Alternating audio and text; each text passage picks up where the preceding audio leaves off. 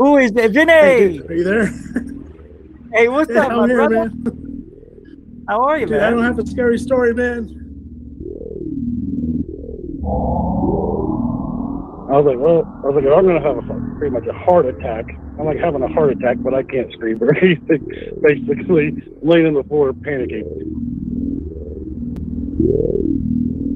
Oh! No, you weren't. You built the place. I haven't seen the Hopi in thousands of years. Don't make fun of my people. Period. Sorry, I'll come Grandpa. after your ass and cut you up into little bitty bits. Facebook page down because people said Richie from Boston's gay. He's gay. I'm gay. I'm a gay man. And I mean, yeah, I mean, you can prosecute me for that if you like. No, it's not why I'm doing that. I'm just saying there's a lot of... That is what you did.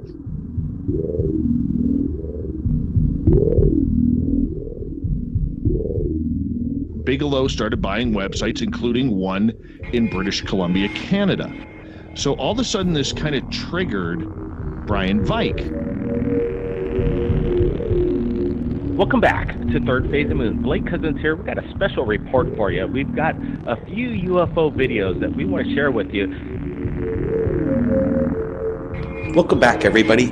Blake Cousins, along with Orlando Smith and Brent Cousins, we're going to be going over incredible imagery. Third phase of the moon. Third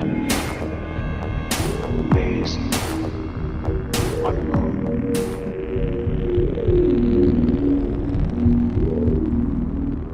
10, 9, ignition sequence start. 6, 5, 4, 3, 2, 1, 0. All engine running. Liftoff.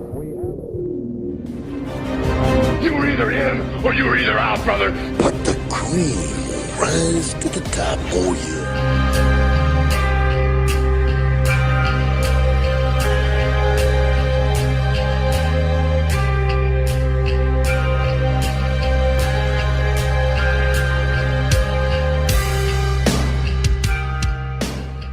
All right. Welcome to Goof On, everybody. I'm your host, Rich Giordano. It is Thursday. Isn't it September 2nd? It is, 2021. Glad you're here. So am I. I'm glad I'm here. Didn't really know, to be honest, if I was going to be here. But that's what 12 hours of sleep does to somebody like me who doesn't sleep. It regenerizes. What? Rejuvenates. That's the one. Rejuvenates. I'm back to normal. It's Thursday. You made it. Because tomorrow's Friday. Yeah. It's the day of the week that's the most fun. If you work in the 9-to-5ers like some of my blue-collar friends out there, come on. What is it? 7 to 3? 8 to 4? 9 to 5? Jesus, I remember working 6 to 6 in the car business, 12-hour days minimum. And if you didn't sell a car, well, that next day you better sell 2. And if you didn't sell 2, well, you hope it was the weekend and you'd sell 5. And if you sold none, go look for another job. I don't like the 9 to 5. I think it's the worst thing you could do for people. It should be split. You should be able to work 8 to noon. And then 2 to 6. That'd be cool. Nah, that sucks. Just get it over. Because those 2 hours in the middle of the day, you're going to get tired. You're going to do something. You probably won't come back to work. I don't know. I don't like it. I think we should go to 7-hour days. You can get... I think people would work harder if they work 6, 7-hour days with a half-hour to 45-minute break. People do more in less time than they do... It depends on the job. Who we kidding? But a 9 to 5 job that's repetitious, you're looking for ways to cut corners. Trust me. If you're on an assembly line, well, you ain't getting out of any shortcuts. You better be young and full of life. Love. You better love that job. That's what I meant to say. What are we doing tonight?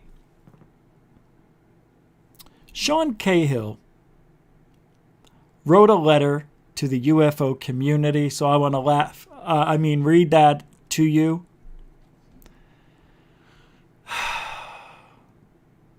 And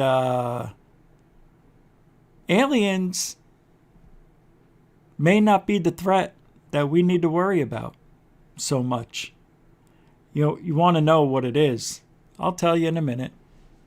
It's not what I said on Alien Addict. If you were listening and I said something else, it ain't that. It is. I mean, there's parts of that.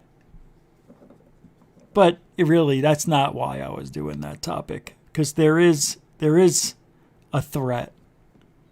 Lots of them to ufology.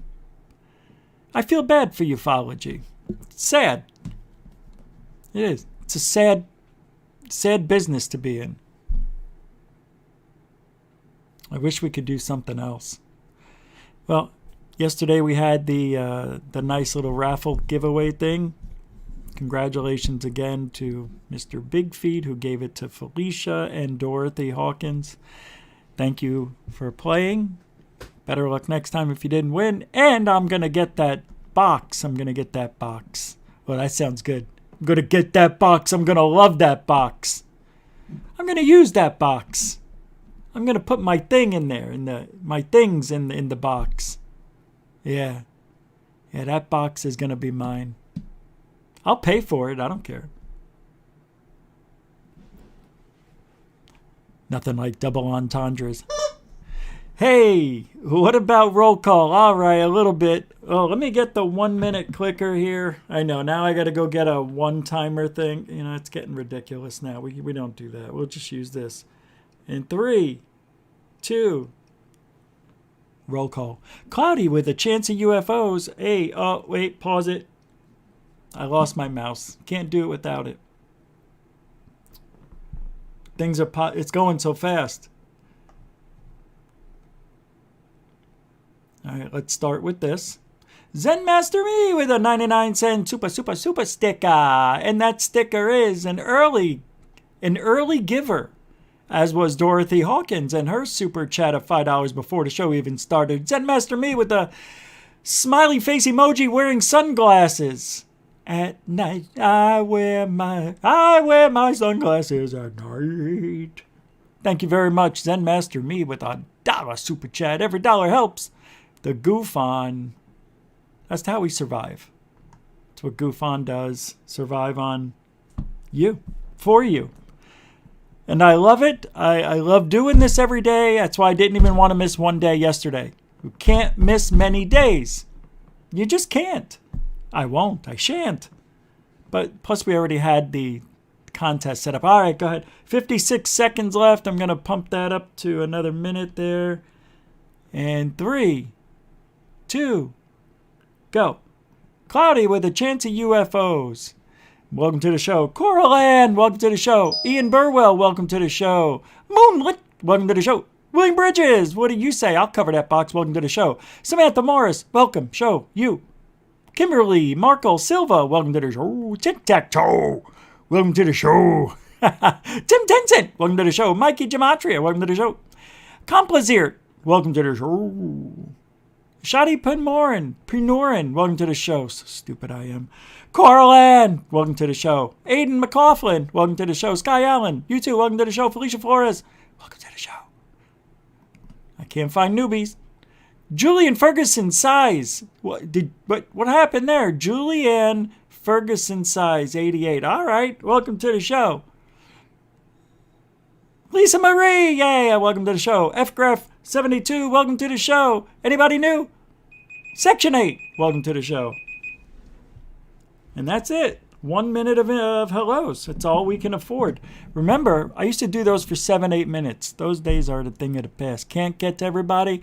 But I love you all as if you were my own 13 kids. Can you believe I have 13 kids to feed? 13. It's no joke. I know. The kids aren't feeling so good. What's this? Hey. Oh, that's why you were chirping. Tic-tac-toe with a $2.79. $3. There he is. I wear my Jerry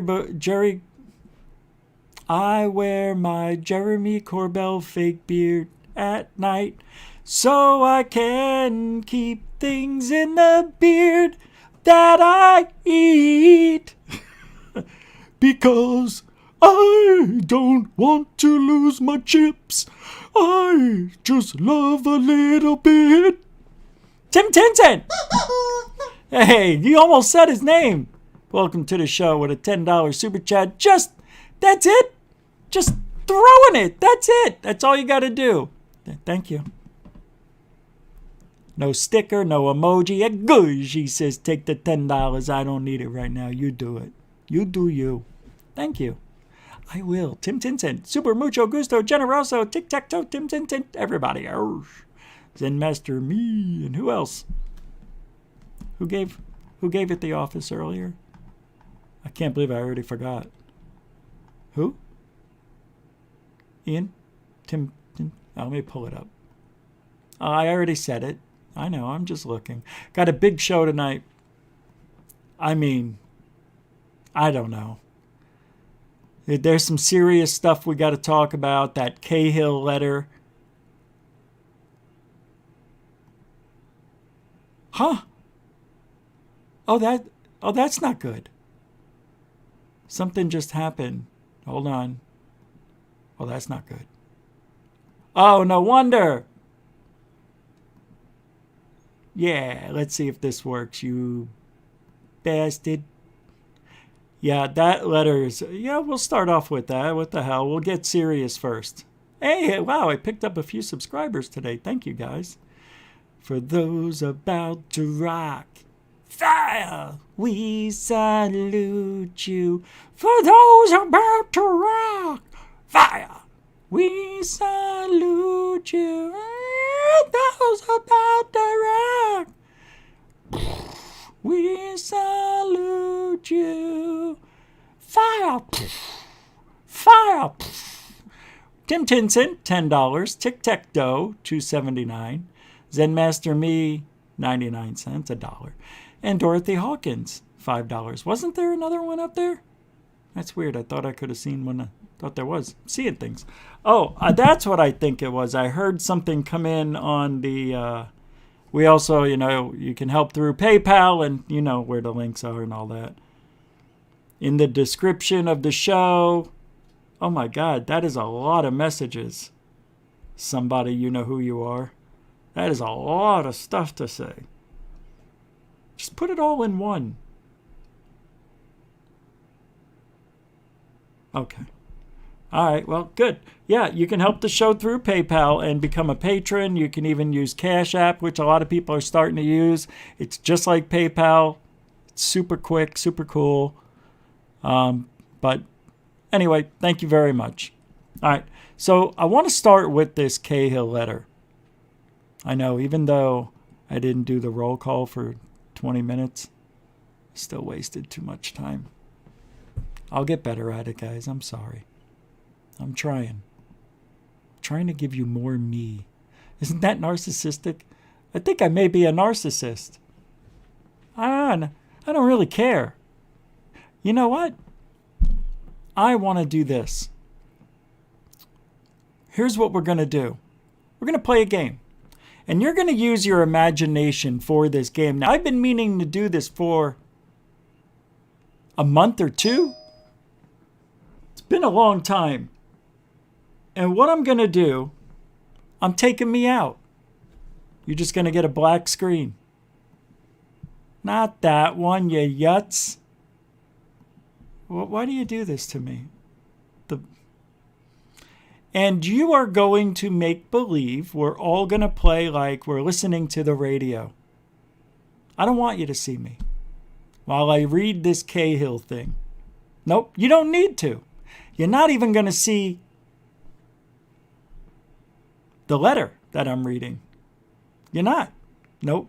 We're going to play with our imagination, and I want you guys to listen. You're always looking. What are you looking at me for? You don't need to see me.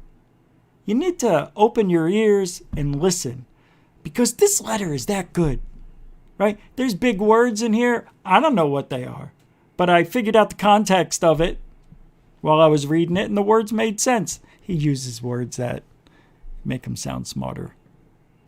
It's fun. I love when they do that. UFO Jesus, he tries that. Hey, did you know Mike Tyson does that too? He'll be joining. Mike Tyson is here tonight on Goof On Radio. I can't believe I forgot to tell you guys that. Oh, I thought he's not here yet. He's not here yet? He's not here yet. Okay, about 10 minutes? Yeah.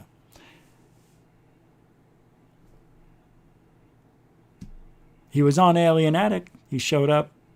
I know, right? Yep. Me and Mike Tyson, 15 months apart. That's it. He's a little older. Yeah.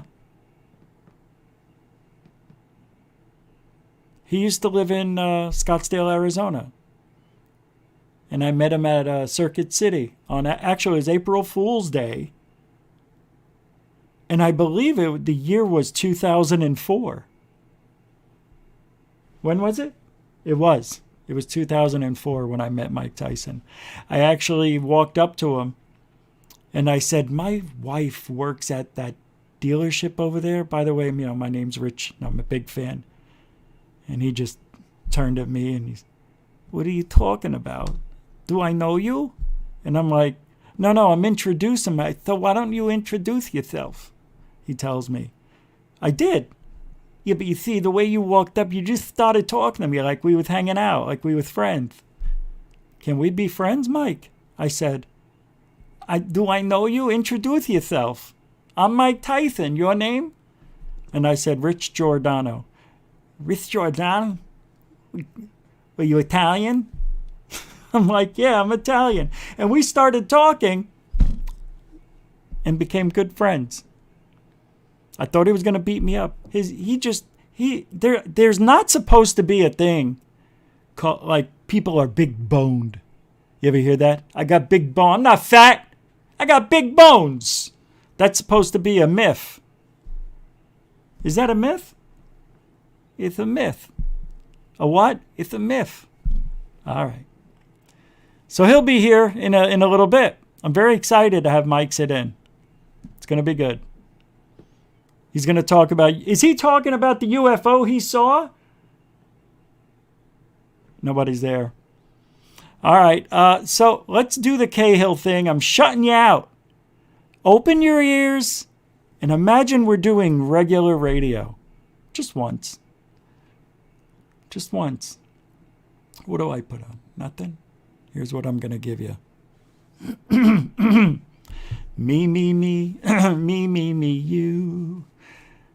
And that's, look, you guys need to get back into the tradition of radio because this visual thing, I think we're missing half of the enjoyment of doing this the way it's supposed to be done. I only chose this platform was so I could show you the videos I was talking about on the radio show. So when I talk, I'd be like, oh, I wish I could show this to you. I wish I could show it. And everybody's like, go to YouTube. I'm like, it's glitchy. It doesn't really work too well. And it really didn't because the computer I had sucked and I didn't have fast enough internet. So I stayed on Spreaker and wherever. And then we changed the name for the Paranormal Code to Goof On. Ready? 3, 2, and this is all you get to see. A gush. And I'm going to read this to you. This is going to open your mind, and you're going to thank me that I did this tonight. I can't handle it for 5 minutes. So here's what he says. An open letter to the UFO community 2. I guess this is part 2 from Sean Cahill, investigative filmmaker, security professional, experiencer, artist, musician, meditator. Hey, everybody, I'm a serial eater. Like, why do you put meditator down? Yeah, I like to meditate. I like long walks on short beaches. Hey, what? It's a long walk on a short pier. Say it right. Hey, Mike! Mike's here! Hey, everybody, this is Mike Tyson. Mike, sit down. Yeah, right there. This is fantastic. I love this room. This is like I'm in a UFO or something. I told you he was here and you didn't believe me. Oh, Mike. Oh, no, you came at the best time. Nobody can see you. Oh, that's fine because I don't really have all my hair in. What? It's nothing. I was just making a joke. Do you get high? Well, I smoke a little. Oh, I just took some mushrooms. I was on Joe Rogan's podcast, and we were seeing UFOs. Shut up. No, I'm serious. Don't tell me to shut up. No. He's not here yet. I'm messing with you. All right, let's read the Sean Cahill thing. I'm here. What are you joking around like that for? He's not here. You want to read it? It's twilight on the plains. The tribe is nowhere to be found. Your water skin is empty. This was only supposed to be a patrol. Unfortunately, you're face to face with a curious and mangy male lion. Not usually much of a hunter, this one looks hungry, desperate, shunned, and ready to take a gamble. You know there are only two choices, Rich. Gain a hierarchical advantage or lay down and die. There's no backup, there's no running, and there's no shelter in sight. Nanoseconds turn into eternities. A cocktail of hope, confidence, worry, fear courses through your veins, gripping your heart in a warm embrace of probability. This is a world-branching moment for you. Make or break. It's right now, Rich. However long that is. It's time, whatever that is made of. Time to look the lions in the eye. Stand your ground. And decide who is lunch and who has some new impressive couture to strut at the next harvest gathering. Can I get a drink of your water? Yeah, sure. Oh, this is a Red Bull. I like Red Bull. It's good.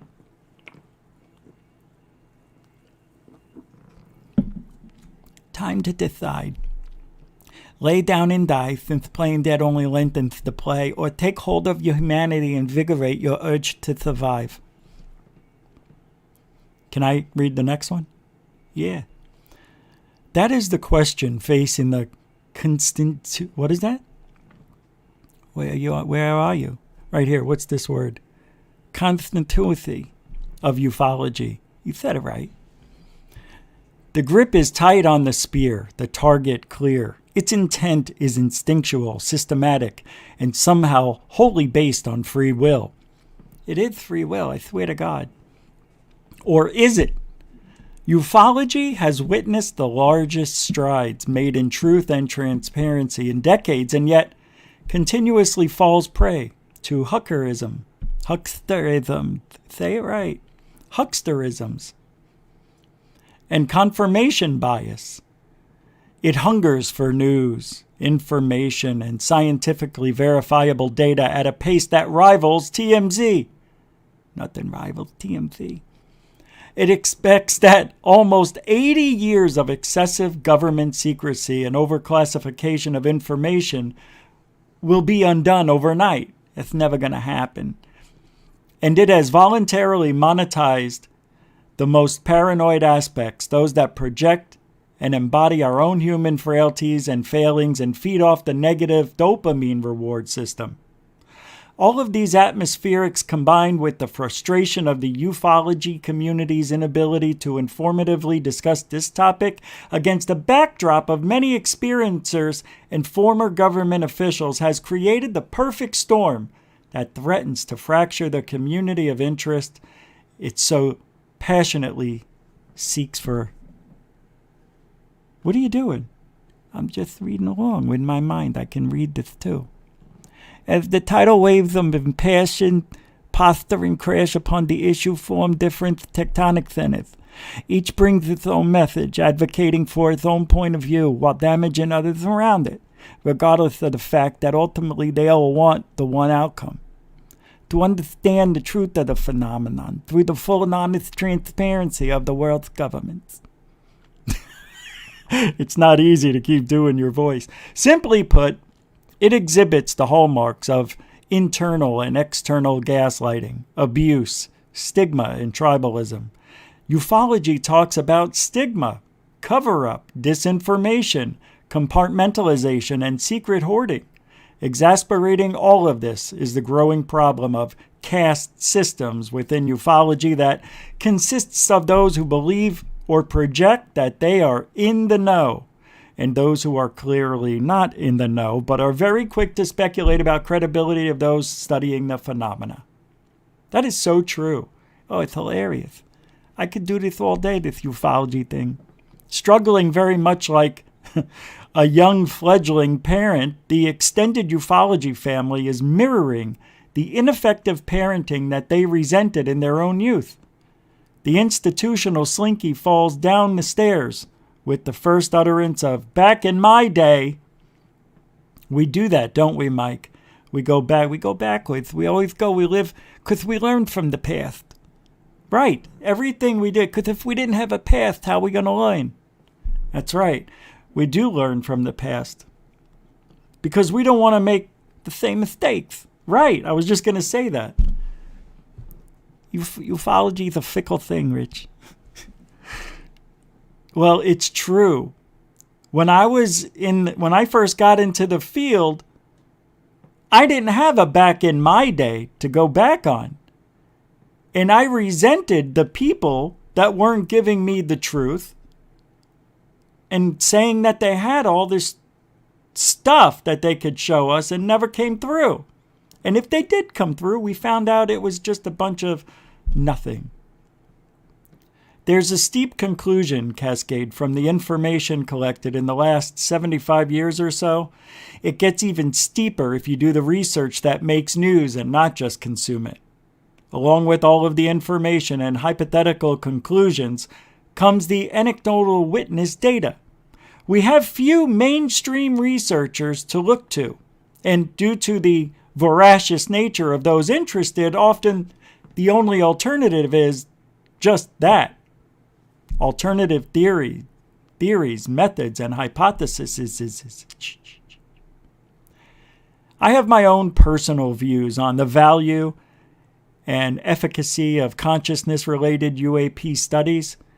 That aside, one thing I have learned is that most people who have turned to alternative history, channeled works, and claim greater understanding of the UAP source and motive all have one thing in common. Anything beyond the boundary of their own individual opinions is what they call crazy. No singular hypothesis of theirs lines up with another, and very few are able to represent the opposing perspectives with anything approaching a legitimately coherent understanding of the phenomena. In most cases, this is based on a guarding of individual experience and personal yearning for communal validation and understanding. It flows like an opera, tragic and enigmatic. You read that like you was like reading a script for a movie. Can I go? No.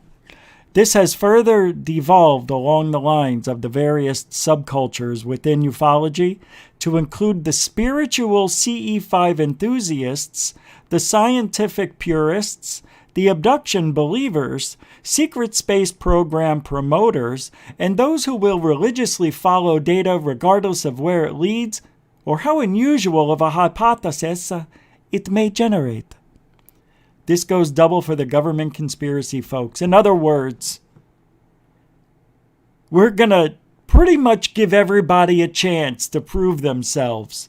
CE5, secret space guy, abduction people, religious, whatever. And if you can't prove it, well, I may have to call you nuts. I may say, no proof, no pudding. No, right. And forget about the government conspiracy people. What's that? It's okay. Oh, it's been 8 minutes? Oh, okay. I'm sorry. It was only supposed to be 6. Sorry about that. Sorry about that. Yeah. So this is a pretty interesting letter so far. IR Film with a $5 super chat. Hey! LOL, Rich. Do you know we can't see you? Yes. Yes, I do. I guess you weren't here. For those of you who came in when you couldn't see me, I was mimicking radio. I've been told I don't since I've never been on real radio, which isn't true, but it is. I've been on radio. I never had my own show. But I was always told I played radio, which is true. It's true. We played radio here. That's why I got rid of the Goof On radio. Because it's not a radio show. It's a live stream. Who am I lying to? You know what I mean? All right. I don't need to tell anybody it's a radio show. I'm proud of a live stream. I'm proud of it. You should be proud. Because you're here. You made this happen. It's your fault I'm here. All right. So let's go a little further. I really enjoyed what he's been saying. But what he's saying is everybody's, aching and belly aching and everybody's trying their hardest. But, it is what it is. That's how I'm accepting this letter so far.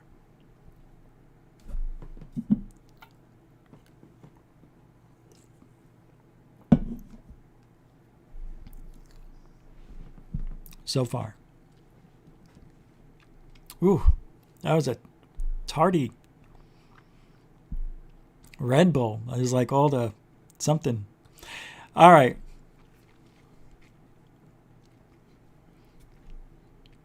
Do both of these camps have relevant concerns and documented evidence of value? Most assuredly. However, neither of these worldviews holds the keys to complete understanding of UAP. The most popular seek to evangelize an audience against one group, edifice or idea as moral payment for entry, followed by the required tithing to support the mission. The public is still waiting the benefit of many companies that have their merch store and Patreon all sussed out. Is that right? Is that how you say that? But still have yet to accomplish much but increase their brand and audience. What? I don't know if I like that. Because you know what he's saying. People like me are just trying to brand myself. Yeah, after 15 years, I decided I'm going to go out and try to get 1,000 subscribers to monetize myself. Yeah. Nah.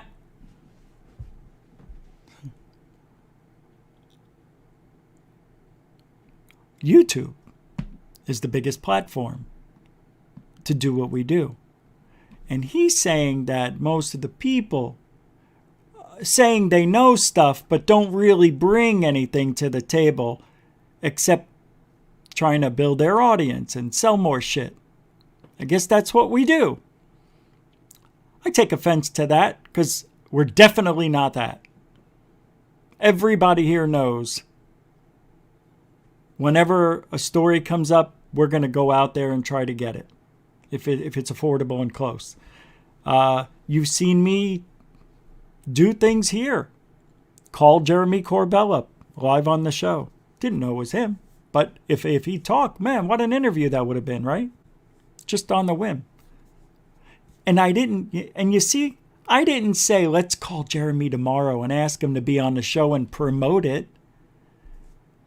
We had, 80 people here? I'm not in it for that.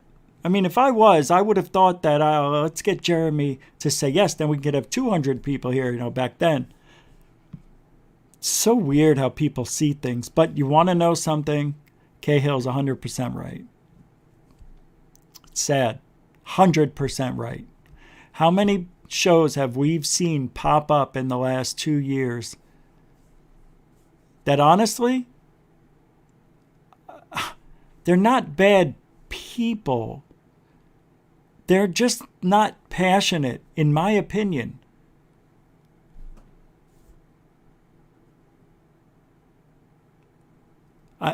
Passion to me is where you have you'll do anything morally correct, all right? We'll do whatever it takes morally.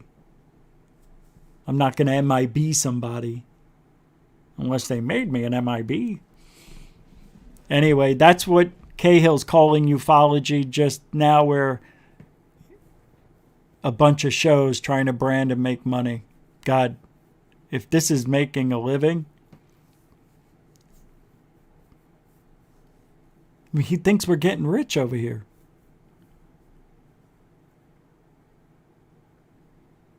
It's really weird. Because, you know, when you're angry, you say things that blankets everything. I do it all the time. I blanket psychics. Nobody's psychic. Nobody can read minds. I say it every day. Nobody can. I'm blanketing every person because there's no proof of it. You understand? Not in my opinion. Not what I've seen. But he's doing that. He's blanketing every show out here on the internet. And I would agree with that. I would agree with them. I would say, guess what? There's so many people that just popped up recently, and we know one of them. Well, we know them all, but one of them was here. All he kept wanting to do was get to that 1,000. That's it. Sucked on the teat of Goof On, right? Probably got 300-400 subs just being here. I didn't mind at the time. I would love to help everybody. If I had the kind of swag, I would help every one of you. But don't fake it. You know what I mean? You want to tag along? Don't make believe you're my friend. That's what I don't like. And I don't like the actions I saw. They were not towards me, towards my friend. And that is stepping over the line. See, that's the thing. When people can't defend themselves the correct way, they will step over the line and do something you wouldn't even think of doing. Because, God forbid, they don't win an argument. There's people out there all day and night. Anyway, I'll continue. I know I meandered off that. Not really. I mean, I was tethered to what we were talking about. To continue. I've often been tendered the idea that a proverbial they are trying to change the name of UFO to UAP for some unknown nefarious reason. Does this guy listen to my show or what? He thinks that I think they haven't, not me, I know, I'm joking. He says he writes, I have mostly countered that is a superior descriptor under the umbrella of unidentified aerial phenomena. We find room for a spectrum of observed phenomena, most of which don't exhibit definitive flight characteristics. Admittedly, this does not cover the subset of unidentified submerged objects, nor relevant areas of plasma physics and the natural sciences. What you are seeing are the first funded, large-scale group scientific efforts to graduate out of the morass of government. You might then notice right off the bat that they needed new language divorced from pop culture if anyone were to listen and take them seriously. I'm personally and emotionally prepared to throw out the whole lexicon in favor of a pan-disciplinary semantic set that is data-driven. Aren't you? This ethical awakening must extend outward. That which cannot be proven must be separated and quarantined until we understand it. Those that want to champion esoteric or subtle sciences will have to learn from the mistakes of the past. Why is there only one doctor of parapsychology, if there is one at all? Why not hundreds more? The pathway was laid out by Dr. Jeffrey Mitchlove, quite possibly the most single valuable living node linking the best in the field. Lack of recruiters? Come on now. Ufology, citizen science, and other grassroots efforts within UAP studies represent noble causes and in some places have a great deal of value.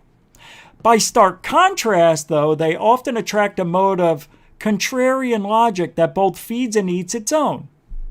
I recognize a need for societal changes in the imbalance of power due to information glut versus secret keeping. The lack of institutional transparency ensured that those most needy would turn to those most willing to fill that need. It is time to cauterize that wound for the greater good and take your story, if you have one, to the masses, but not as written by ufology. It is time to knock off the urban myth, legend, and borderline sci-fi influences and give it to folks straight. Who, what, when, where, maybe how, but unless you have proof, any why is a guess. If you can't form a viable scientific hypothesis, save it for the sake of the collective cause. Now, I really enjoy what he wrote. Is this going to buy that special experience feeling? Nope. In this case, feeling special is the rabbit hole we seek to avoid. It clouds our ability to see the forest for the trees. Ufology doesn't need another UFO Elvis. It needs a lot of kids taking their clarinet more seriously, learning to read music and refining their tone. We need symphony. We need harmony, not solos.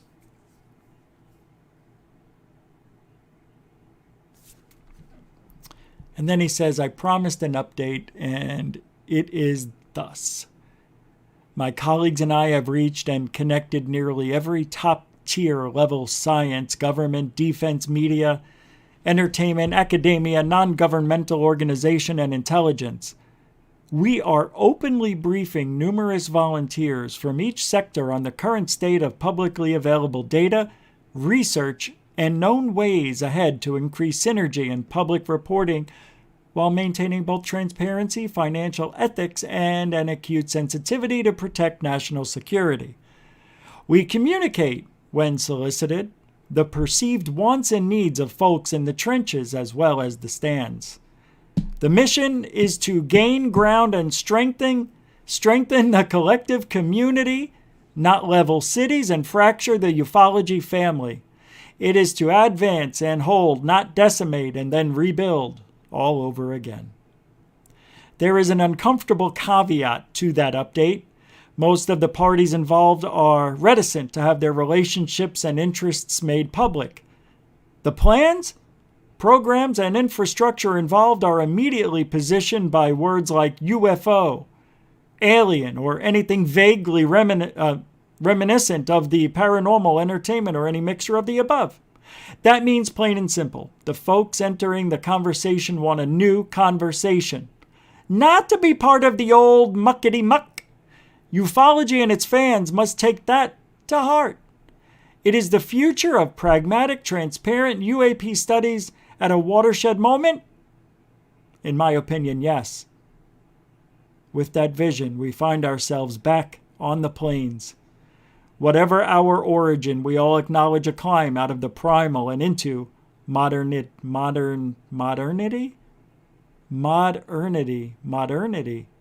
Whew. Primal and into modernity. Modernity.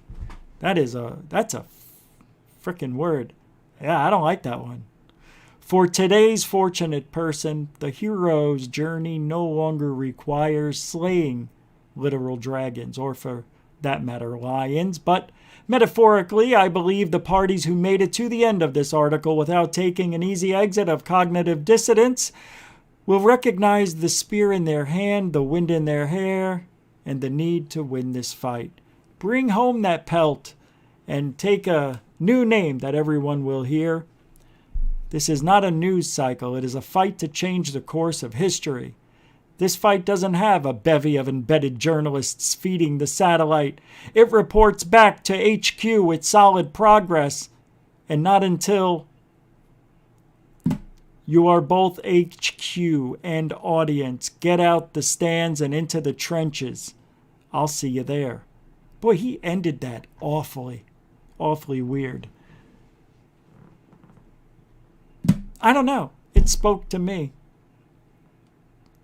A lot of different things there. just to revert back to some of the things that I don't even know if you understood how I read it, because to me it sounded phenomenal. I don't know, probably sounded like the Sopranos reading Shakespeare. Wouldn't that be something? To be or not to be. Hey Tony, you understand this shit? Just reading, you stupid. What are you, an imbecile? To be or not to be. That is the question. Tony, it's your line. Hey, what's the question?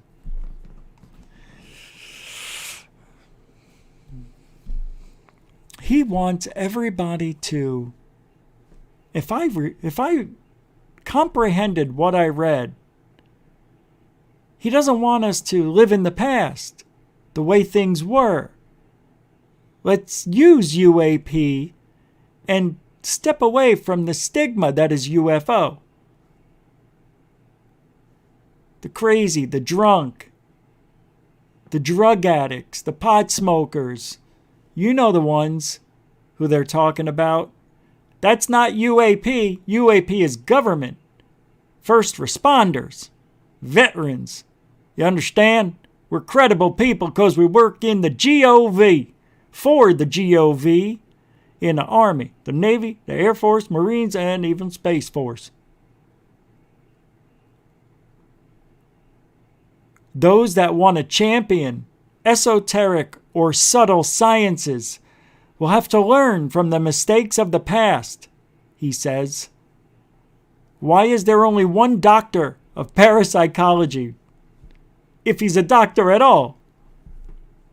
Right? It's very good. We've got a long way to go. And, talking about the things that are watering down ufology is easy. It's a lot of people out there. A lot of people saying a lot of stuff. A lot of things that don't make quite good sense. There's a lot of people creating channels for entertainment purposes, but yet they say it's real. And everybody knows it isn't. And they've got thousands and thousands of people following them. And believe it or not, a lot of those people believe that Daniel Scranton, he's making contact, channeling an alien, or whatever. Come on now. Even I have a hard time believing in reality. Ufology itself. Because of the lack of evidence. However, I do believe that there is a lot of evidence, and I do believe it is a real phenomena. School children, we can't dismiss those school kids. It's happened a couple of times. They've come down out of the sky, out of the bushes, talking with their minds, bulbous head. Come on now. Everybody had the same weird experience. You know what's interesting? I wonder if it was a mass hallucination. It's been brought up. Why not? Some technology out there that can make, I don't know, a whole school of children's and teach, well, not the whole, but, generally most of them, see the same thing and have somebody talk? No. Back then, that technology, I don't even know if it existed, where you can speak into something, and transmit it. That's kind of a new technology the last couple of years. I don't think they had it 40 years ago. So I think these encounters are real. I don't think they were mass hallucination. We had the Phoenix Lights. That was a very real. 10 to 20,000 people experienced something at 8 to 8:30. As a matter of fact, we're going to look at the Chicago O'Hare incident today, coincidentally, because that, you could even say, not really a mass sighting, but, we're talking maybe 150 people, maybe more, 300-400, that saw this disc-shaped UFO at the end of a runway there for 5 minutes. I see it. Oh, hey, Gigi Abby Lynn, $5.55 super chat. Keep it up, Rich. What you're doing is helping. Thank you very much. Gigi Abulin with a $5.55. Tree Nichols. Tree. Grazie, mucho gusto, generoso. I will keep doing what I'm doing. I can't do it any other way. But thank you, Gigi Abulin, a continuing supporter for Goof On. Grazie, mucho gusto, gracioso. Oh, I like that. Yeah, I know you don't, but I like it. Let's have. Can we have drama? Let's have 5 minutes of drama. 5 minutes of drama. What does that mean? Well, it means there'll be drama being played behind me, music. So it sounds like what I'm saying is more meaningful. What's the message? Message as follows. I love this song. It is dangerous to remain here. You must leave within 2 days. What? Do you want me to repeat the message, Dr. Floyd? Today we were on Alien Addict. If you haven't seen it, go check it out. It was freaking awesome. 2 hours. Me, Lee from Must See Audio, and Alien Addict. We were talking about archaeology, like finding stuff in the ground. But the way we were talking about it was like archaeologists are taking the technology from the ancient aliens. Let's just play along. Just go with me. You know, what is hidden that they're finding in these archaeological digs? And then Ollie's like, well, you know, thousands of years ago, they probably destroyed it. And I'm like, wait a minute. That's interesting. See? Isn't that better with the music? I thought it made an interesting thought process that came through me when we were talking about this. And I looked it up. Archaeology as a scientific study, it's only about 150 years old. Okay? So, there weren't any excavators, rock diggers. There was no archaeology until about 150 years ago. So, imagine all of the years before that, leading up to 150 years ago, when we just started finding things in the ground. Imagine all of that stuff that's still hidden. Not only that, has been destroyed. What if 3,000 years ago, the aliens came, built the pyramids with the humans' help, and then the humans revolted? What if that happened and almost everybody died? Something happened. Maybe there was an outbreak. I don't know. But just hear me out. But you know how those Egyptians are. You know, once they find new territory, you know, back then they used to break everything, and the other batch of people didn't exist anymore. The music's throwing me off. It's a little loud in my ear. You know, that's why they changed the heads of all the kings and queens, or knocked the heads off, period, and just remake statues with the new king, the new people, and their ways of living. You know what I mean? So I'm wondering if when we took over the aliens and destroyed them, they dropped like a little nuke on the ground, but in the meantime, we were trying to destroy all evidence of them. Maybe that's what we did. Maybe that's why we can't find any tools or anything. Maybe because we destroyed it all thousands of years ago, and there's nothing to find. Or every time these guys are out there excavating as far as 150 years ago, anytime they found something cool, it got hidden somewhere probably. And I don't think it's at the Smithsonian, but I'll tell you where it probably is. It's probably in Egypt. What's this? Yo, Rich, did a meteor hit Mount Marapi? Did a YouTube meteor hit Mount Marapi? I don't know what that means. Mr. Big Feet, $2 though, but I mean, I appreciate that. I just don't understand. They hid that shit under the Pope? Right. Yes. Yes. I forgot about that. Section 8 in Dorothy. Absolutely. Mucho gusto generoso, Mr. Big Feetso.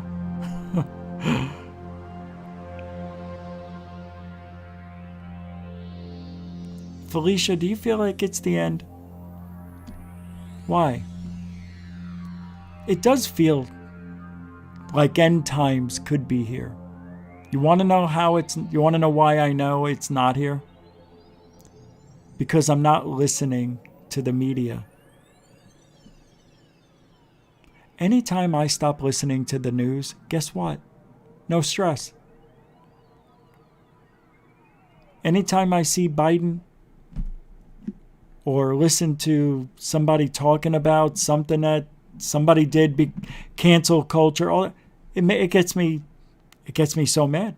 So on days I don't want to deal with it, don't want to get mad, just don't listen.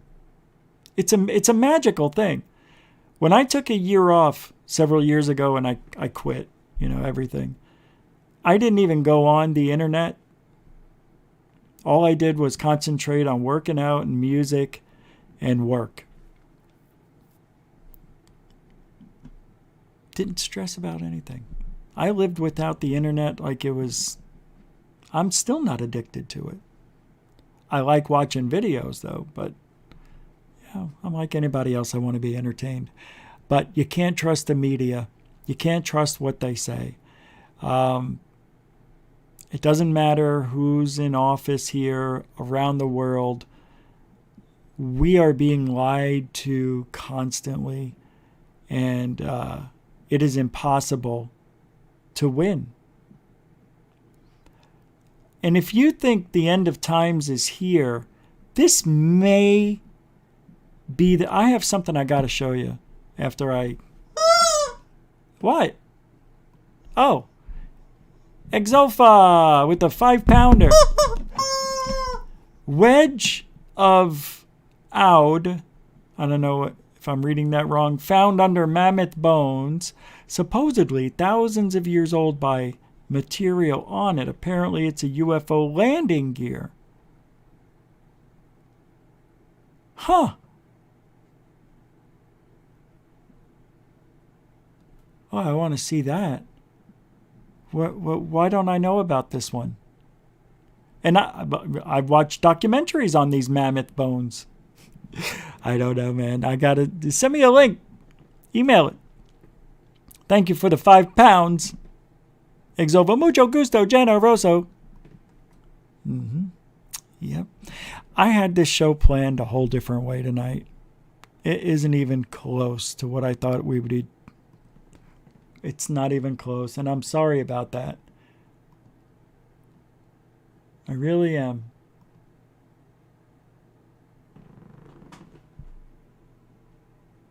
Hold on. It is, isn't it? It's time.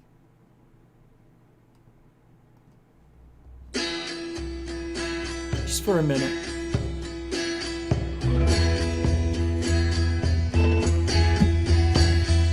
What are they? Why are they? What do they mean? What are they? Oh, you know this song? Why are they? I could sing too, Rich. What do they mean? He says it again.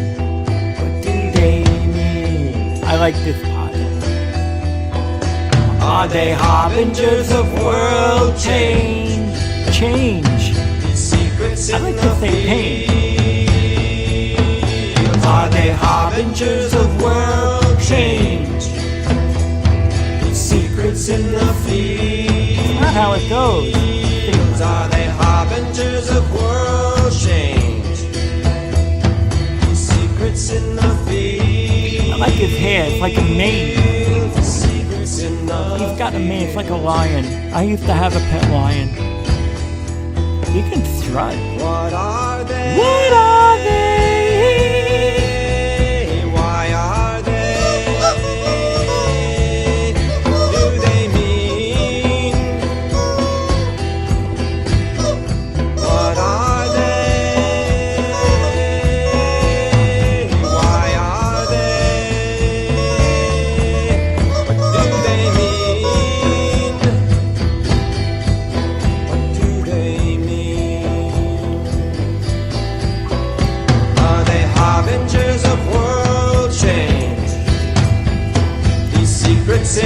fields? Are they harbingers of world change? These secrets in the field, are they harbingers of world change? The secrets in the field, the secrets in the field.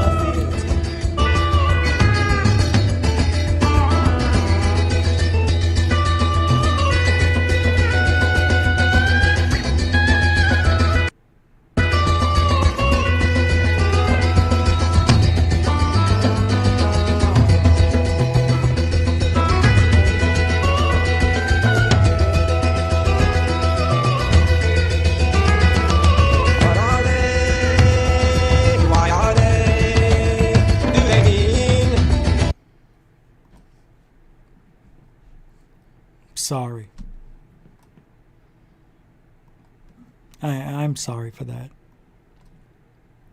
Very immature. Very immature. No, it is. It's immature. Nope, I didn't. You're right. Ridiculous flying objects making the threat real. Let's get into some things now. I like this part. I like where we're going. Can you change that? What's taking so long? There it is. All right.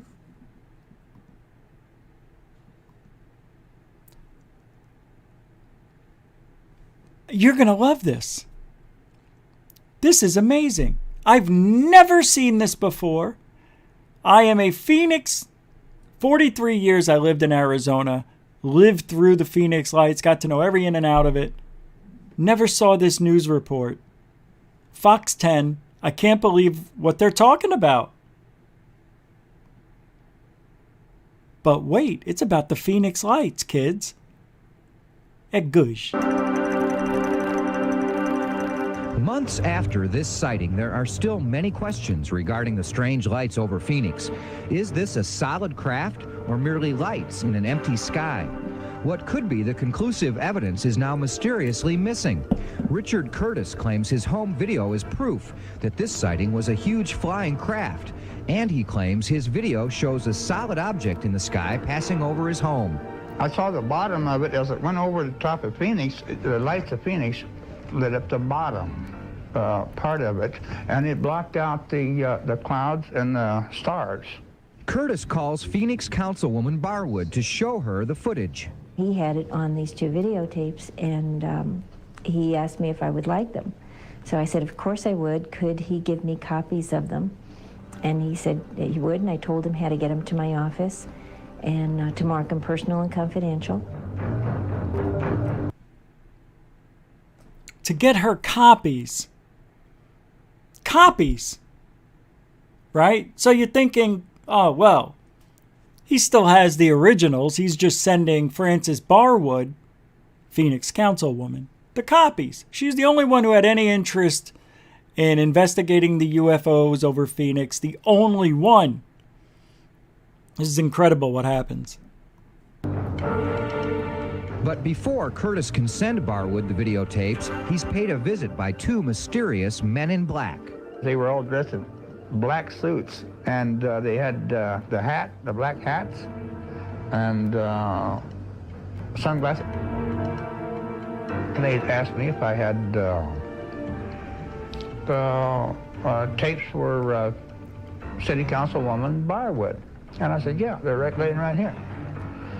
And they said, well, we just stopped by to pick them up. I said, oh, great.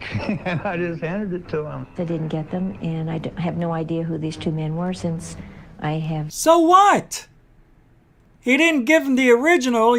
Wasn't he making a copy? Did that moron give them no copy because he was lazy? And why was that a VHS tape? Because it was 1997, and I don't even know if we were able to record on DVDs yet. No, we couldn't. So VHS tape, that's not a camera. But back then, and I know because Jeff Willis had a camera with the VHS recorder. So I believe this guy had that kind of recorder back in 97. And I don't think he transferred it over. Oh my God, this is unbelievable. I didn't watch the whole thing yet. I only watched the beginning. Just females working in my office. So it's just absolutely puzzling to me. Did the tapes ever exist? And if so, were they proof of more than lights in the sky? And who were the mysterious men in black that allegedly took them? I think somebody either listened in on a phone call and wanted them tapes. I can't explain it. It's just kind of eerie. And if you don't think it's true, Frances Barwood, she was getting hundreds of calls a day. She said she had thousands. So I think they were listening in. How do you like them? Apples. Nah. How do you like them apples? They were listening in. Oh, it's just crazy if that's true. Now, the other flip side of it is the guy lied.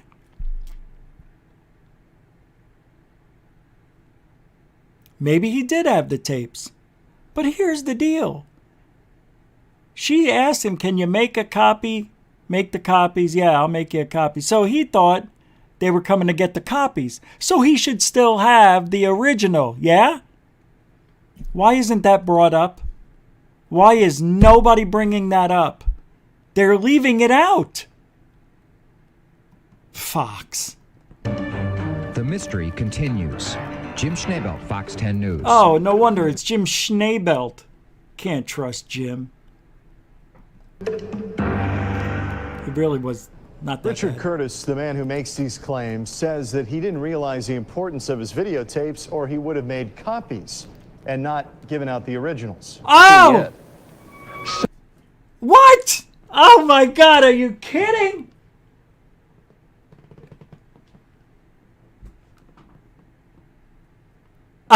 I can't believe I just heard that. Oh my God. Wait a minute.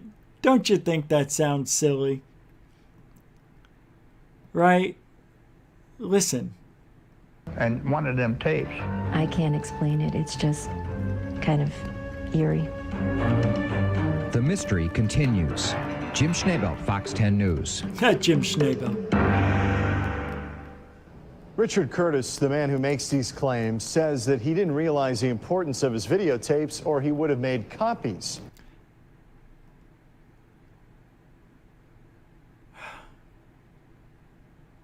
That's why they were VHS tapes. This is why I left Arizona. How stupid are you? You have a videotape of the Phoenix Lights, and you don't think it's that important to make copies? A historical thing. And this guy should know. He looked like he was near 70. So he's been living through Roswell since he was 20. 20? Maybe 30. Something's wrong with the story. I didn't think I had to make copies of them. How important could they have been? Oh, it was only a UFO from another galaxy or planet. Not that important. It's UFO. Pfft, we'll see it again. Come on, forget about it. And not given out the originals. Seen yet. Sometimes they appear in a straight line, sometimes in a V shape. And for the first time we've seen, this home video actually shows flames coming off one of them. Oh my God, get your mother. Gene, get your mother. Mom, come here. Close the door. Holy What? What is it? Can you see it? Scott Montgomery is the man who shot this video near the Palo Verde nuclear power plant. He and his wife Susie say the lights have been showing up in the area on and off for weeks now. I hope it's nothing from outer space, but I don't think it's flares. And we tell people they don't believe us that we see them. Law enforcement agencies last week logged hundreds of calls about the mysterious lights. Sky Harbor Airport says nothing showed up on their radar. One military pilot explained the lights away as flares used in military exercises. But after watching the video, one local UFO expert doesn't want to be so quick to explain them away. Who? I'm assured by looking at this that these objects are... Oh, that sounds like... I don't know. ...are in front of South Mountain. Oh, why do I know that guy? On what they are at this time. We haven't had enough time to study Is that the Bill? situation. He even goes so far as to call the lights a dramatic event. Well, what does that mean? It means either nobody is telling us what they are, or nobody really knows for sure. Yeah. Now I'm going to get... Oh, my God. I'm going to get in trouble. They're playing Close Encounters of the Third Kind in the background.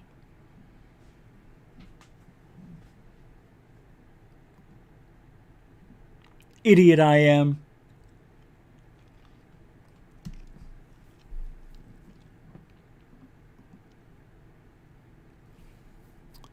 First of all, I know. I'm so stupid. Samir. The site... Okay, well, there's some things I don't know if you know or ever lived in Phoenix, but at the time when this was all going on, for the first couple of years after the Phoenix Lights showed up, we spoke with Dr. Lynn Kitai, the lady who said she got them on video 2 months prior and all this stuff.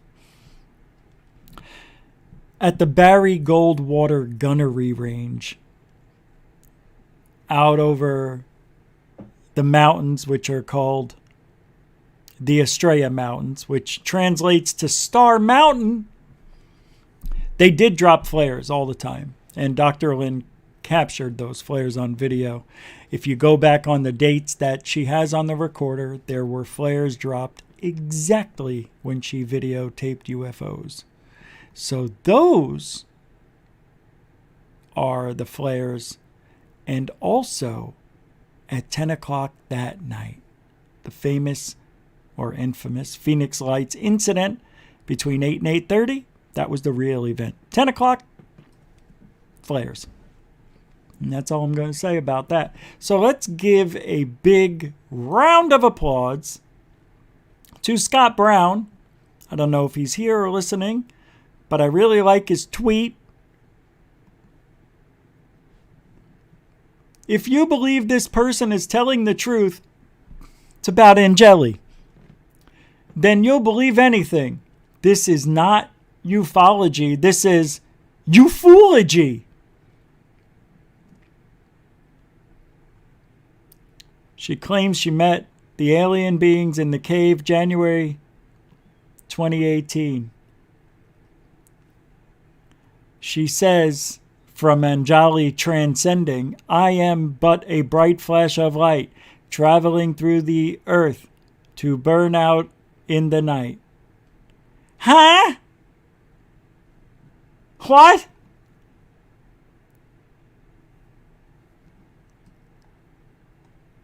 Here is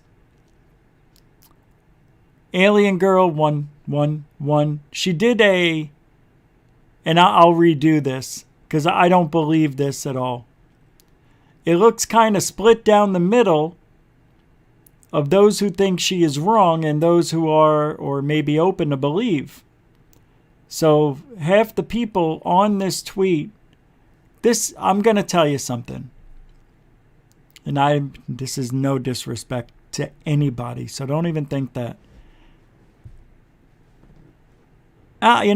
If I say it, I'm going to sound sexist. So I'm not going to say it. But I believe if I put this post up, it would be 80, 75, 15, and 10. It would be no maybes. I'm just saying. You know it's true. A lot of women listen to Alien Girl 111 more than the women listen to Goof On. That's all I'm saying. I think it's a little bit on that side of the spectrum. That's all. I don't see how that's being sexist, but I know people will take it and turn it that way because that's what people do. All right. Now we move into silliness. Can't post link. Search wedge of owl on YouTube. Okay. Exofa. $2, 2-pounder. Can't post link search wedge on YouTube. Let's do that now. You'll never find boom, boom, boom, boom, a UFO like mine. All the magic we share right behind you. I'm trying. Yeah. All right, thank you very much. Mr. Big Feet, did I say $2 before? Yes, I got you. I didn't? Yo, Rich, did a YouTube meteor hit Mount... Oh, wait, I got to look that up, too. All right, so I'm going to look up wedge of AUID.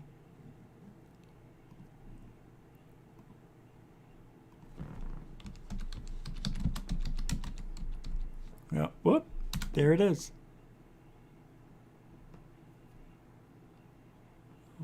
Wait, there's one called wedge of Audi and wedge of Iodi. Yeah, I can't play Ancient Aliens on the show. Too bad.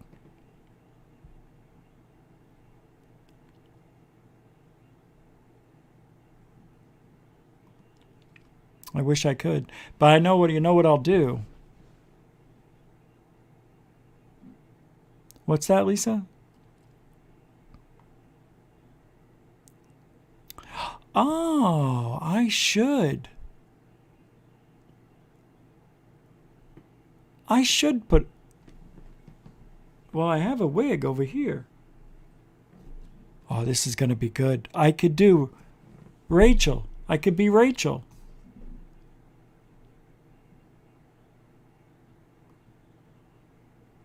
Jay Ragnarsson with a 5-pounder says, you do know you're wearing pink, don't you?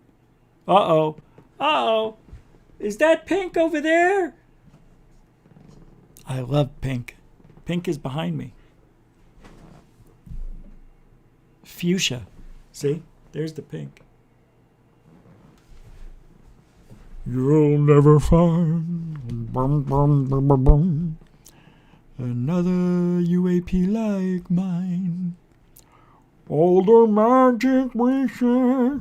Dan Aykroyd could suck it. By the way, thank you, Jay Ragnarsson, with a $5 super chat. You know you're wearing pink, don't you? He says, she says, he says, she says. He, she, we, they, you, them. Shh. What? Goof On, please talk to Dan Aykroyd. I will try. I'll get Dan Aykroyd on the show. You want Dan Aykroyd? I'll get Dan Aykroyd. I could have had him on the AZ UFO show, but I said no. Dan Aykroyd is not coming on my show. I don't like Dan Aykroyd. I don't like him. I don't think he's funny. I never thought he was that funny. I thought he was an over actor. He got better as he got older in some roles. Oh, Dan Aykroyd. All right. But I'll talk to him. Because he did that documentary with that guy. Who's the guy? David something or another. It was Dan Aykroyd Unplugged. And man, Dan Aykroyd was trying to make it like an artsy-fartsy type of gotta get the nostril hair and him lighting a cigar and...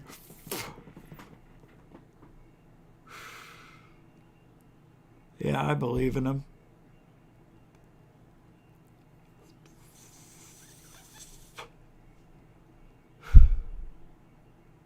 I believe in him. And I got a story I want to tell you. Gather around the TV. This story, I mean, and it's like, shut the frigonometry. Dan Aykroyd, you faker. What's that? Section 8? Oh, Section 8. You get $5 super chat. You were sleeping. You missed a couple. I know. Too late. I got it, chickie. This is what I was talking about. You, being you, is amazing. You will have 10...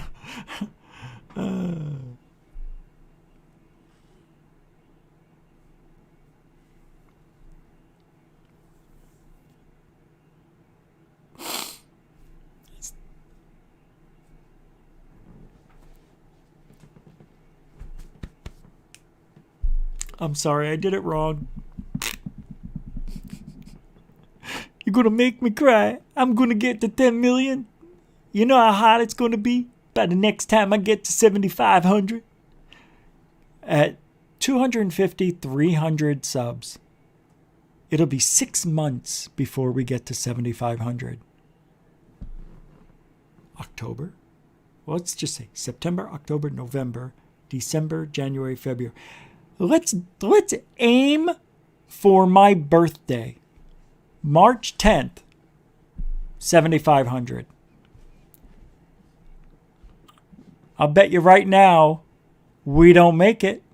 We'll be at 69.90. Prediction. 310. 69.90.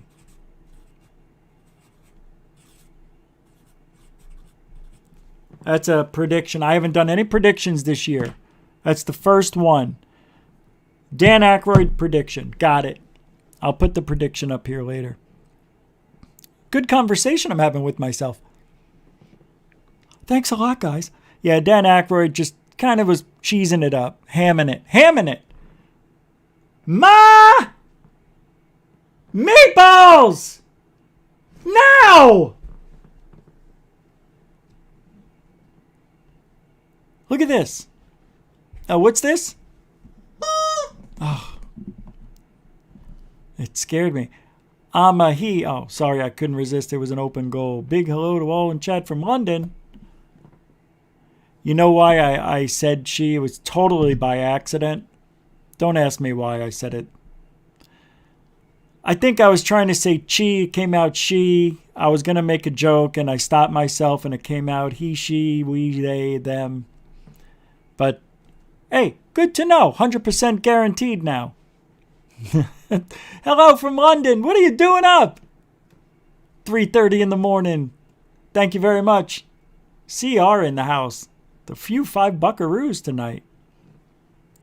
I wanted to play. Thank you. Mucho gusto generoso.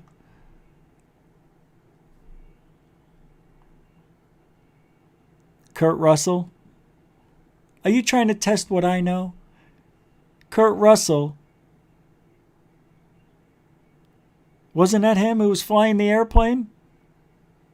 And saw the Phoenix lights and called into the tower? He didn't even know they were playing it on TV. And his wife says, hey, look at this. He didn't even know that there was any commotion over the Phoenix lights. You know, he sees on TV they're talking about it, and he's like, a pilot? They're talking about a pilot? That was me. I called in. And he heard the recording of the pilot that called into the tower. And he's like, what the hell? It was me. Remember, he went on Oprah. He was on all the shows right after that. It boosted his career. Was that the guy? You know, if I put a wig and lipstick on me, I'd go viral. I would. Oscar the Grouch? Paul, no. That's not a bad idea, though. But didn't Oscar the Grouch get moved? He doesn't live in a trash can anymore, right? Doesn't he live in a penthouse? They moved him to the penthouse now. I think there was something going on, like he couldn't breathe the last time. All right, can we get back to work? So what are we doing? All right, I'm conversing with the chat room, which is a rare thing. I hardly ever talk to you people. I love you guys, man. It's just very hard to do all this and pay attention to the chat. And then I get things wrong, and I'm like, are they talking about me? And it has nothing to do with me. And I take everything out of context. And then the next thing you know, I get an email. Why did you say that about me? And I'm like, what do I know? And then next thing you know, they don't want to sub, and they don't come around anymore. And then I lost everybody. Watch this. Jetpack guy.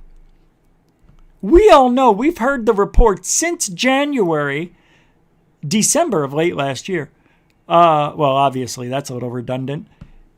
Jetpack Man came around, 6,000 feet, pilot saw him. 5,000 feet, pilot saw him. 6,000 feet, pilot saw what looked to be a Jetpack Man. A humanoid flying around the sky near LAX. And then, well, you know, it's been a little quiet lately. I guess a couple of weeks ago, the Jetpack Man made a sighting just, you know, around. John Majorowski gives a shit. He thinks that this was real. I don't know. Is most intriguing and dangerous aviation mysteries we've reported on, but we may finally have our first glimpse of the infamous Jetpack Daredevil. This is video from what appears to be the elusive Jetpack Man. It's the first sighting after a string of airline pilots reported seeing someone. Isn't that from a video game? Right? I've seen this before, and I thought somebody, he says, okay, chase down here. This is where I see. It's from a short called Flying Man. The actual Jetpack Man looks like a high-tech video of sorts. Here it is. I knew I've seen this before. Yeah! Oh my God. There you go. Now you have more proof. What's that? That, well, you know, I don't even know if I should be playing this, but, oh, there it is. Yeah, it's right here. So you see it. It's from there, right? Unbelievable. But John Majorowski, I have no words. That is, you know what that is? It's called asshole face. He didn't want to do the work. He didn't want to even Google anything that could possibly be that. All right, I love this next thing we got to talk about. I love this. This is going to open up so much. I don't know if I have so much to go over. And I don't have the time tonight to stay late. So let's go quick. I was on Alien Addict. Don't forget to go check it out today. And at one point in the conversation, I brought up that, or somebody did that, Devil's Tower. No, I brought it up. At this point in my life, because I always thought it was a tree. Take a look and we'll talk.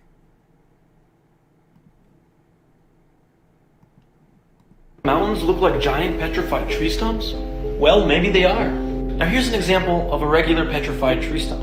So the word petrified means fossilized. So over the course of many, many years, a dead tree will fossilize and turn to stone. This mountain right here is known as the Devil's Tower, located in Wyoming. It oddly looks like a giant tree stump. Now according to mainstream science, the Devil's Tower was formed by magma or lava. However, that theory does not make any sense, because lava does not form perfect hexagonal shapes. This right here is an image of a close-up of the Devil's Tower. This is what lava looks like when it turns to stone. Now, the one thing we know about trees is trees create hexagonal cell walls, just like this. So maybe this mountain and many others found are actually not mountains, but giant petrified tree stumps. And maybe that's why creatures on Earth used to be so big, because of the amount of oxygen that these ginormous trees gave off. It would also explain why pre-flood people lived 800 years or more in the Bible. Like for part 2. Wow, that was a lot to pack in right there. See what I mean? This part here. Ah, you monkey's uncle. Have you ever noticed Shut are up. actually not? You see? It's the same. Tree, mountain, it's the same. Hexagonal shapes, man. Tree, tree, tree, tree, tree, tree, tree, tree, tree, tree, tree. That is a tree. And for years, I used to argue with people and tell them trees are not that big. Where is the rest of them? There had to be a forest of those trees. Right? Well, guess what? There was. But guess what? I think people chopped them all down over the years and used them for boats and for other things. And I don't know, man. How can you chop them down if they're petrified? And why is that the only one? Why is Devil's Tower the only one? That thing's huge if that's a tree.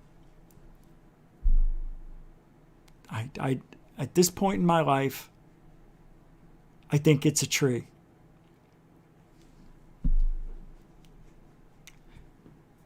If it was, where are the other ones? I don't know. But just as in regular life and regular everything, there's always two sides of the spectrum. There's always the record breaker, big, record breaker, small. Tallest person 8 feet, shortest person 22 inches. You understand? Biggest watermelon, smallest watermelon. Biggest grapefruit, smallest grapefruit. And so on. Why couldn't that have been like the biggest tree ever? And you could even say maybe that tree was like the canopy and all the other trees maybe were underneath it. You know what I mean? Maybe there was only a couple of these huge mango trees. That thing's old. It looks just like a tree. I do. And if there was more oxygen and the air was cleaner and everything was richer, and maybe people did live 800 years. That's only 10 times more. Wouldn't you agree that that tree is about 10 times bigger than other trees? Probably more. Maybe 100 times bigger. But whatever. It looks like it's a tree. We'll leave it there. China wants to build a mega spaceship that's nearly a mile long. And the Chinese proposal, is there a video I could play? Oh, there is. All right.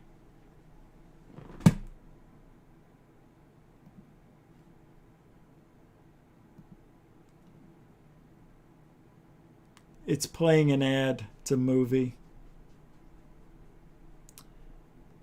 I really shouldn't have to. Maybe I'll play it. I don't know. 4, 3, 2, it goes.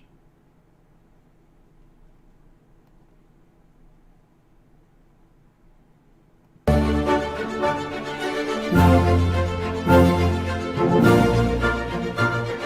right, I'm getting angered. So, China is investigating how to build ultra-large spacecraft that up to about a mile, just over half a mile long.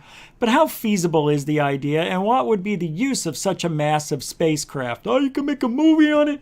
The project is part of a wider call for research proposals from the National Natural Science Foundation of China, a funding agency managed by the country's Ministry of Science and Technology. A research outline posted on the foundation's website describes such enormous spaceship as major strategic aerospace equipment for the future use of space resources, exploration of the mysteries of the universe, and long-term living in orbit.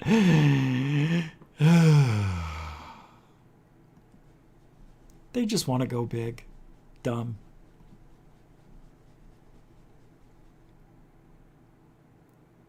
Here's what I call a silly, silly post that really, I don't even know why any human would ever think this. I would never have thought this. From alien protocols, if we're being visited by advanced intelligences, is it unlikely they would send the primary species when sensors, technology, and second-generation life forms could be created to experience through and or to serve specific missions better? Huh?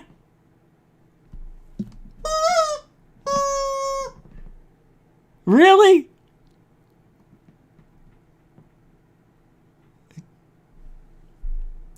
Rich, really, we can't send you to that planet. You're just too smart. But I think they should send somebody like me to go. You know, don't you think it would make sense? We need to send a subspecies, Rich. We don't want to send the best we've got. We want to send almost as good. So who are you going to send? You know who. Red Rum Joe? Almost. Paul from the Out There channel? Paul from the Out There channel? That is subhuman. You're right. Oh my God, I can't believe it. I thought he was a regular person. No? No, he's a regular guy, right? Wow, this is amazing. All right. You send that mongoloid over there and I'll stay here safe with you. Just thinking of ways how smart we are and we'll be on another planet if I ever get to go.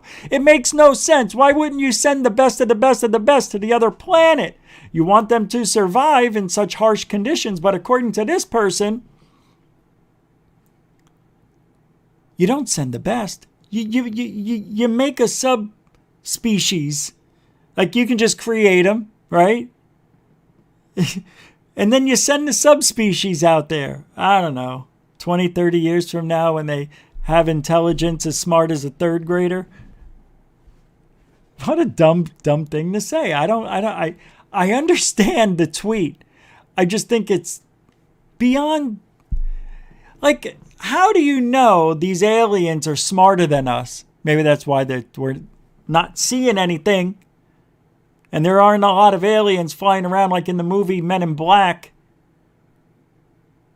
Maybe they're just not maybe we're the smart ones. No? So they can just create robots and... All right. Well, then that's a very smart tweet. Yeah. Send the robot humans, not the regular humans. Send a subspecies of a human to the other planet. That makes sense.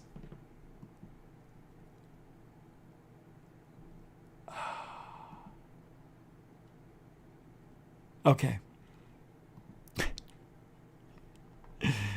Where are we? Okay, yeah. This is the Chicago O'Hare. This is from January 1st. We went back. I saw this tweet. And they went to the Wayback Machine. To the... what is this now? Who is this? It's the Chicago Tribune. So you could go back in time and pull up the original article that popped up. Well, here it is. And for those of you who aren't familiar with the Chicago O'Hare incident, it should be one of the most studied UFO events of our life. More than the Phoenix Lights. The only reason the Phoenix Lights gets a lot of play because of the flare video, but because there were so many witnesses, but they didn't have the video. The real video ever apparently was taken by the Men in Black. But Chicago O'Hare has video. And it's legit. People saw this freaking thing. A lot of people. But it gets shoved under the rug. Not a lot of research. Here it is. That's it. That's from the real video. Apparently. Allegedly. It is.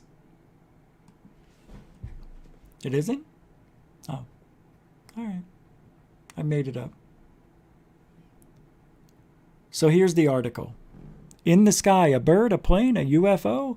Sounds like a tired joke, but a group of airline employees insist they are in earnest and they are upset that neither their bosses nor the government will take them seriously. A flying saucer-like object hovered low over O'Hare International Airport for several minutes before bolting through thick clouds with such intense energy that it left an eerie hole in the overcast skies, said some United Airlines employees who observed the phenomenon. Was it an alien spaceship, a weather balloon lost in the airspace over the world's second busiest airport, a top-secret military craft, or simply a reflection of lights that played trick on the eyes? Officials at United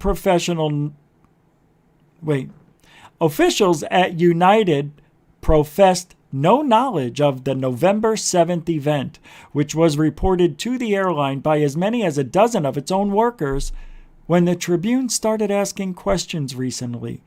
But the FAA said its air traffic control tower at O'Hare did receive a call from a United supervisor asking if controllers had spotted a mysterious elliptical-shaped craft sitting motionless over Concourse C of the United terminal.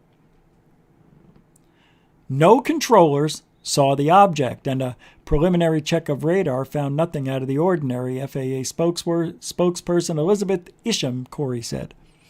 The FAA is not conducting a further investigation, Corey said. The theory is the sighting was caused by a weather phenomenon. The UFO report has sparked some chuckles among controllers in O'Hare Tower. To fly 7 million light years to O'Hare and then have to turn around and go home because your gate was occupied is simply unacceptable, said O'Hare controller and union official Craig Burzich. What a dick. Some of the witnesses interviewed by the Tribune said they are upset that neither the government nor the airlines is probing the incident. Whatever the object was, it could have interfered with O'Hare's radar and other equipment and even created a collision risk, they said. The unidentified aerial phenomena was first seen by a United ramp worker who was directing back a United plane at Gate 17, C-17, according to an account the worker provided to National UFO Reporting Center. The sighting occurred during daylight, about 4:30 p.m., just before sunset. All the witnesses said the object was dark gray, well-defined in the overcast skies. They said the craft, estimated by different accounts to be 6 to 24 feet in diameter, did not display any lights. Some said it looked like a rotating frisbee, while others said it did not appear to be spinning at all. All agreed the object made no noise, and it was at a fixed position in the sky, just below the 1,900-foot cloud deck, until shooting off into the clouds. Witnesses shaken by sighting. I tend to be scientific by nature, and I don't understand why aliens would hover over a busy airport, said a United mechanic who was in the cockpit of a Boeing 777 that he was taxiing to a maintenance hangar when he observed the metallic-looking object above Gate C-17. But I know what I saw, and what a lot of other people saw stood out very clearly, and it definitely was not an Earth aircraft, the mechanic said. One United employee appeared emotionally shaken by the sighting and experienced some religious issues over it, the one coworker said. A United manager said he ran out his office in Concourse B after hearing the report about the sighting on an internal airline radio frequency. I stood outside in the gate area, not knowing what to think, just trying to figure out what it was, he said. I knew no one would make a false call like that, but if somebody was bouncing a weather balloon or something else over O'Hare, we had to stop it because it was very close proximity to our flight operations. That's crazy. What a story. What a story. There's nothing in the duty manager log, which is used to report unusual incidents, said United spokeswoman Megan McCarthy. I checked around. There's no recording of anything. Unbelievable. It was like somebody punched a hole in the sky, said one United employee. Witnesses said they had a hard time visually tracking the object as it streaked through the dense clouds. It left behind an open hole of clear air in the cloud layer, the witnesses said, adding that the hole disappeared within a few minutes. Our theory on this is that it was a weather phenomenon. That night was a perfect atmospheric condition in terms of low cloud ceiling and a lot of airport lights. When the lights shine up into the clouds, sometimes you can see funny things. That's our take on it.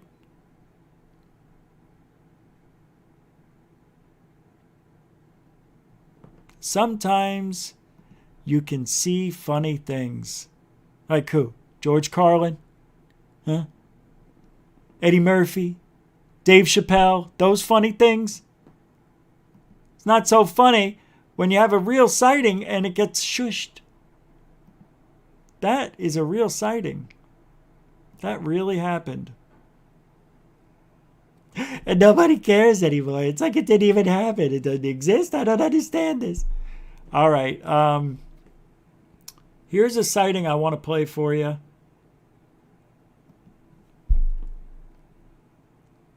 I don't like it. But take a look anyway. It's from Reddit. Got a couple of Reddits here. Watch this. Maybe you like it. Maybe you won't. I find it irritating. The gush. Huh? That's it? What was it?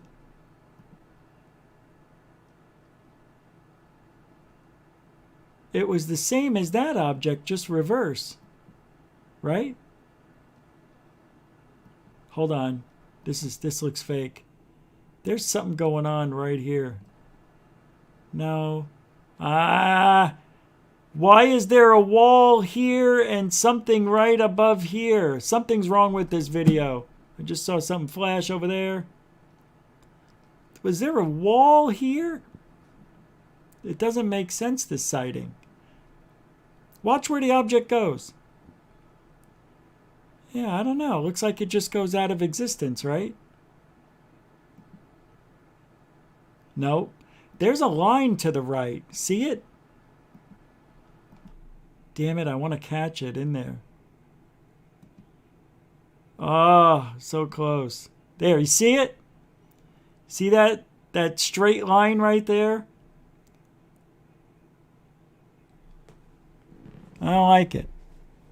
It looks like there's a wall or something there, but it's an interesting sighting. I don't know. Not a big fan. Something's wrong with it. I don't like it. Hey, I'm just telling you, I don't like that sighting. We got another one here. What are they? What are they? It's going to do a little... What is this? Taken by men in black. Oh, yeah, we already played that. Here's a sighting. Oh, wait. All right, we've got two more here. What is this? Is this the same? All right, that's the same thing. Wait, no, it's not. Oh, it is. Okay, so we don't need this one anymore. I'm cleaning up house. All right, here we go. One more. This sighting was taken on July 14th, 2021. Another normal night outside of Eugene, Oregon. In 3, 2, it goes all over. I don't know. I kind of like this one. It may be an iridium flare, but it's going really slow for an iridium flare satellite. Like, that's slow. Like, that's creeping. So, I don't know.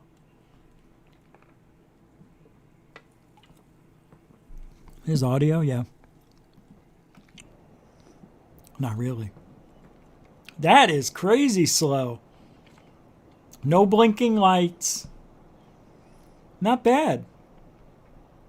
Unless it's being washed out. Is that a night vision thing?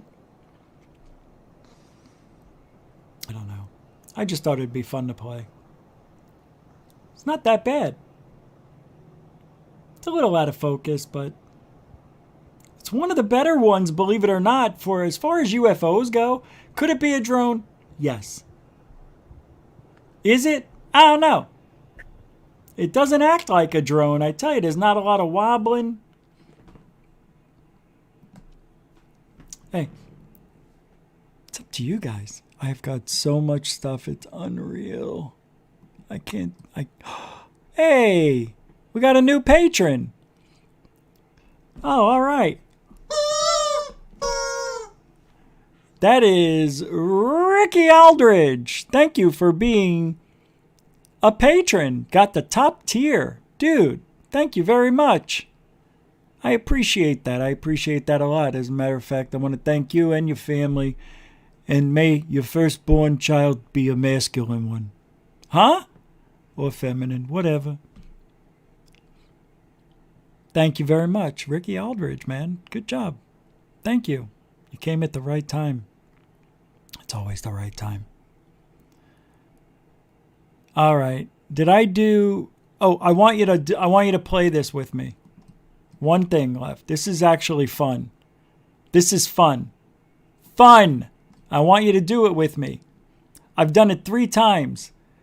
You're going to love this, all right? I'll make it big. I'll tell you what you need to do. Just watch the X on. Don't take your eyes off this until the video's over. Your black and white is going to turn into color with this little mind trick for your eyeballs. Ready? Stare at the X. Go. A negative after image. I'm going to trick your brain into seeing color where there is none. Now this video is in black and white, but when you play it back, it will be in full color. All you have to do is keep focusing on the cross on my head. By focusing on the cross, your brain is going to do something incredible. Overexposing the receptors in your eyes to certain colors causes the brain to see inverted colors when the black and white image appears. Now, even when it changes, keep focusing on the cross. Are you ready? Hit like when you see color. I'm a psychologist. Follow for more. Go. Oh, it didn't play. Trick your brain into seeing color where there is... Oh, I'm so sorry. I forgot to hit play again. All right, let's do it one more time. We'll just start from her forehead. All right, here we go. And I'll get it ready. Don't worry. You'll see it in color. Go. All you have to do is keep focusing on the cross on my head. By focusing on the cross, your brain is going to do something incredible. Overexposing the receptors in your eyes to certain colors causes the brain to see inverted colors when the black and white image appears. Now, even when it changes, keep focusing on the cross. Are you ready? Hit like when you see color. I'm a psychologist. Follow. You're about to experience a Whoa, isn't that weird? Image. I'm going to trick your brain into seeing color where there is none. As soon as you blink, it's over. When you play it back. Oh, that's a trip. Every time I play that thing, man. What a trip, right? Why does that happen? It shouldn't be. It should not happen. I know, right? You want to do it again? Let's do it one more time. One more time, because it's fun. What did I do? Lose it? All right, here we go. Let me get it to the forehead. All right. Stare at the forehead and then just keep staring. I mean, ready? I started it right at the second. Stare at that X and then I'll hit refresh and you'll see everything it's in black and white here. But when I click back, it'll be in color. You're going to love this. All right, go. All you have to do is keep focusing on the cross on my head. By focusing on the cross, your brain is going to do something incredible.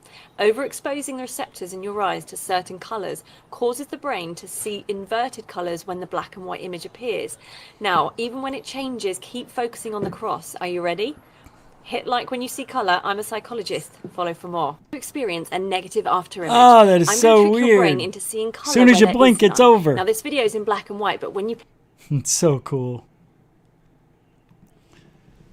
Yeah, that's a trip. See? You're always learning something. It's okay. It's what we do. It's Goof On. What's today? Thursday? Tomorrow's Friday. Okay? We'll be back tomorrow. And we'll do it again. What a great time. I had fun. Thank you all, super chatters and moderators. Thank you very much for your dedication, devotion, and all that stuff. Without you, Goof On doesn't exist. And without you too, the newcomers and the veterans. Thank you for hanging out. A couple of hours on a Thursday night. Tomorrow's Friday. But we'll be back 9 p.m. Eastern, 6 Pacific with something else, something fun. Next week we start having interviews. Anyway, thank you very much. If you like the show, give it a thumbs up. Subscribe, resubscribe. Some people aren't getting notifications, so just reset it. Don't forget to fill the bell up with white love. And that's hitting the top and it fills it in white. I don't make it. I don't make the rules. What do you think I should say? Nothing? All right, I'll say this. If you ain't looking up, then you ain't looking out. for UFOlogy. Third phase of moon coming up later tonight.